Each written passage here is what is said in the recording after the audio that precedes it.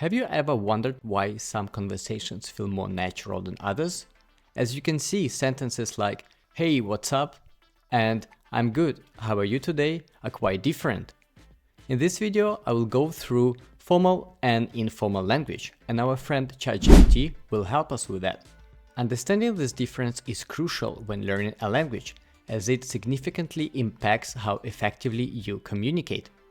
First, let's define what we mean by formal and informal language. You need to think about your audience, who you're speaking or writing to.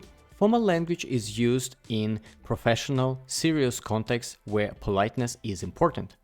For example, you can use formal language when you are at work.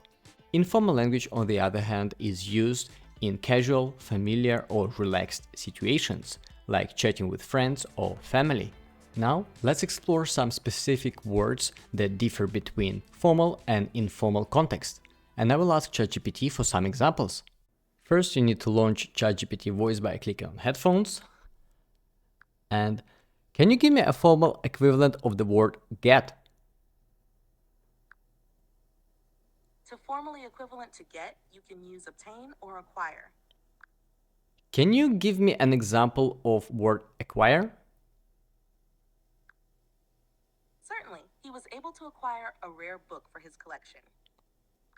Alright, thank you. What about the verb ask? What is a formal equivalent? A formal equivalent for ask could be inquire. Can you give me an example of inquire? Certainly, I would like to inquire about the availability of the conference room for next week.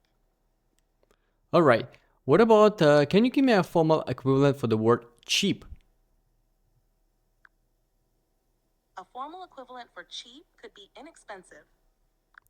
Alright, so instead of saying that shirt is cheap, in a formal context, I should say that shirt is inexpensive?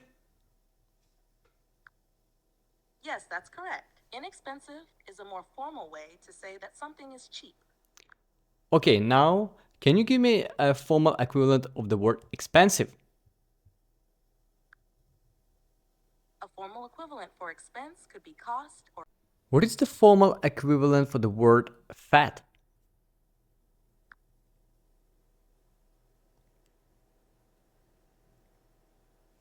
a formal equivalent for fat could be overweight or obese, depending on the context. Can you give me an example of word overweight? Certainly, she was advised by her doctor to lose weight as she was overweight. Alright. What about talk about? The formal equivalent for talk about is simply discuss. Alright, so instead of saying let's talk about the project, in a formal context, I should say let's discuss this project. Is that correct?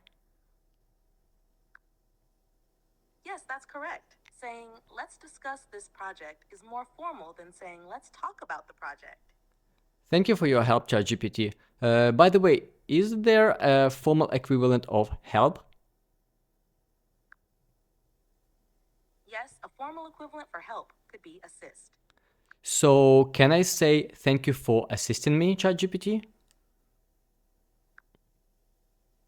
Yes, that's a correct and formal way to express gratitude. Okay. What about okay? Is there a formal equivalent of okay? A formal equivalent for okay could be satisfactory or acceptable. Can you give me an example of acceptable? Certainly, the quality of the product was acceptable to the customer. All right, great. Thank you. What about the verb go up? What is the formal equivalent?